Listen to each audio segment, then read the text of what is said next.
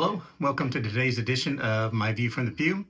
I'm Rodney Blockett, and I appreciate you stopping by the channel today to listen in to my ramblings on this, I guess it's a Tuesday evening. So appreciate all those who have subscribed to the channel. Did a little advertising on YouTube. I think we're up to almost 200 subscribers, so I am certainly glad about that and continue to grow the channel. So hope you're enjoying the content and would love to get your feedback. So feel free to make a comment on any of the videos that you see and start the conversation. So today's video is a little nostalgic, I guess, for lack of a better way to put it. So as you get older, and I'll be 60 this year. I know that's hard to believe by looking at me. You're probably thinking, well, he's probably in his 40s somewhere.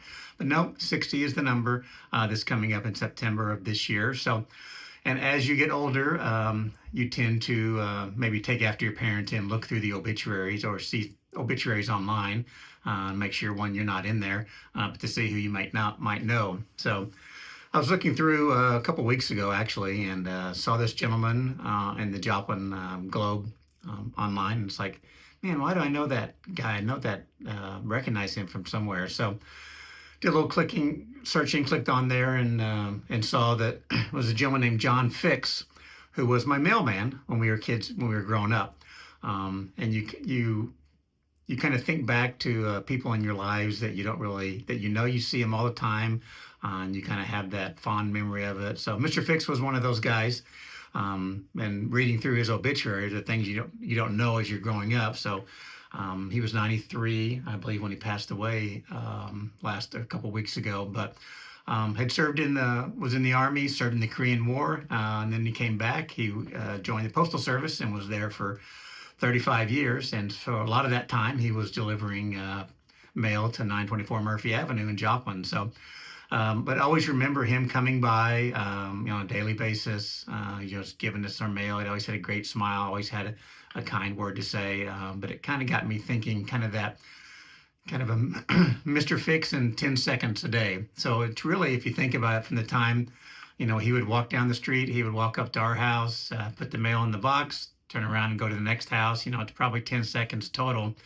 But during that time, he would say something to us. If we were outside, if we were, kids running around, he'd have something to say hi to my folks, they'd have a quick conversation, maybe, or just always had a smile on his face and was doing a great job on, just delivering the mail. But it's interesting that it was just, if you think about it, it's probably 10 seconds or less that he was actually interacting with us on a daily basis. So add that up, not even a minute a week as he's doing there.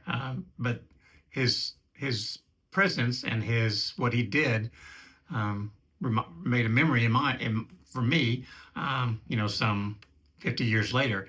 It's been almost 50 years since I've lived in my house. So as we're going through and kind of talking about different people that we see and different people that have been in our lives, Mr. Fix, the postman, who I never even knew his name was Mr. Fix until I read the obituary. He was just a postman that came by. But those 10 seconds of just a kind word, of just a smile, of just, consistently being there, made an impact on me. Made me where I recognized him as not just the guy who delivered the mail, but the guy who came by once a week, with a kind word and encouragement, and a positive role model and figure. And so, how many times do we have that interaction with people that we see?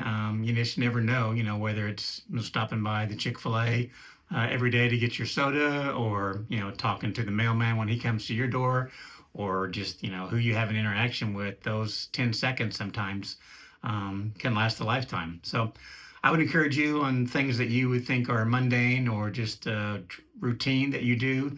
You just never know when that 10 seconds of interaction will be meaningful to someone, 50 years later. So that's my encouragement for today.